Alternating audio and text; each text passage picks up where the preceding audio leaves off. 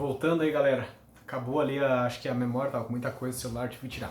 Beleza, então eu tava falando da lei delegada. O que acontece da lei delegada? Para finalizar a lei delegada. Cara, o presidente da República ele não edita mais lei delegada. Por quê? Porque ele tem a medida provisória. Se vocês forem olhar, a partir de 1998 para cá, tem duas leis delegadas apenas. Porque ele não vai estar pedindo autorização para o Congresso Nacional se ele pode legislar por medida provisória sem pedir autorização para ninguém. Então vocês vejam quais são as hipóteses lá que ele pode, né, editar a medida provisória, que está lá no artigo 68 da Constituição, medida provisória não, lei delegada, medida provisória nós vamos ver mais para frente no artigo 62, mas lá no 68 diz as matérias que ele não pode, tá, editar a lei delegada. Beleza? Para liquidar a fatura é o seguinte, decreto legislativo. O que é decreto legislativo? O decreto legislativo, ele é uma espécie normativa privativa do Congresso Nacional. Ele não tem sanção, tá? É só o Congresso Nacional quando, você sabe, o Legislativo fala por meio de espécies normativas, o Judiciário fala por meio de decisões judiciais, o Executivo fala por meio de atos administrativos. Então, o Congresso Nacional, em algumas hipóteses que ele fala sozinho, sem sanção, ele faz por decreto legislativo. Exemplos, então lá no artigo 49 da Constituição. O artigo 49 diz o quê? Artigo 49. Competência exclusiva do Congresso Nacional. Resolver definitivamente sobre tratados. Imagina que o presidente da República vai a algum país e firma um tratado, vai a um congresso, aí, alguma coisa, e firme uma convenção e firma algum tratado que para o Brasil fazer parte. Esse tratado só vai vincular o Brasil se aqui dentro o Congresso Nacional autorizar, aprovar. Aí ele faz isso como? Por decreto legislativo nos termos do artigo 49.1. Outro, 49.2, autorizar o presidente da República, o presidente e o vice-presidente da República, declarar guerra, celebrar a paz, permitir que forças estrangeiras transitem no território. 3. Autorizar o presidente da República a se ausentar do país quando a ausência ultrapassar 15 dias. Isso é tudo feito por decreto legislativo, tá bom? Ainda, sustar os atos normativos do Poder Executivo que exorbitem o Poder Regulamentar, o que eu falei, controle de constitucionalidade posterior ou repressivo realizado pelo Legislativo. Isso é matéria punk dentro do controle de constitucionalidade, tá? E ainda, fixar idênticos subsídios para deputados e senadores. Quem fixa o subsídio dos deputados e senadores? Eles próprios, eles fazem por lei, não por decreto legislativo, uma espécie diferente, porque se fosse por lei tinha que ter sanção, e nisso não tem sanção. Eles, por vontade própria, eles alteram o salário deles e não tem que pedir autorização para ninguém, tá? Como é que funciona o decreto legislativo? Praticamente igual à lei. A Constituição não fala do projeto de decreto legislativo, mas é praticamente igual. Querem aumentar o salário? Eles vão lá fazer um projetinho de aumento de salário. Vai cair numa comissão temática de orçamento e financeiro e vão analisar aquele projeto. Depois vai ver se é compatível com a Constituição, depois vão votar. Vão deliberar em plenário, votar e, se for o caso, aprova.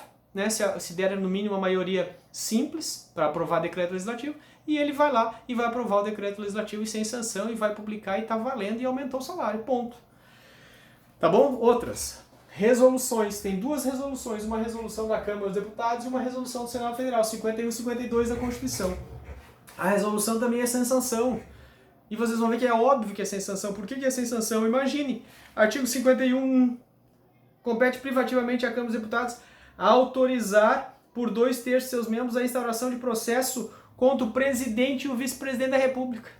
É óbvio que é sem sanção, tá? E qual é a espécie normativa que aceita o processo de impeachment, o pedido de impeachment contra o presidente da República? Resolução é o nome. Resolução número não sei o que, número 10 de 2000 não sei quanto, aceita o pedido, o processamento do pedido de impeachment contra a ex-presidente Dilma.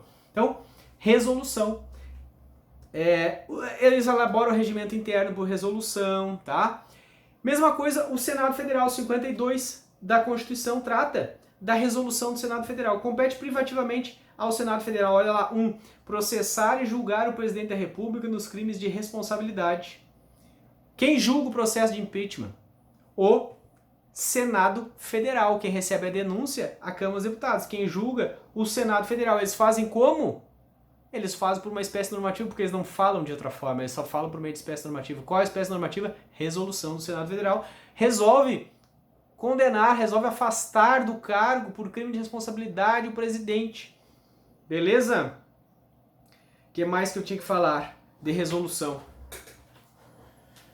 Eu acho que eu passei tudo. Foi meio rápido, mas aí vocês não precisam colocar no modo velocidade ali, aumentar a velocidade do vídeo, né? Que eu sei que a galera faz. Aumenta a velocidade para ver mais rápido, porque você vai falando muito devagarinho, né? Então tu vai lá, aumenta a velocidade e vai mais rápido. Então eu já fiz com a velocidade aumentada para vocês, tá bom, galera?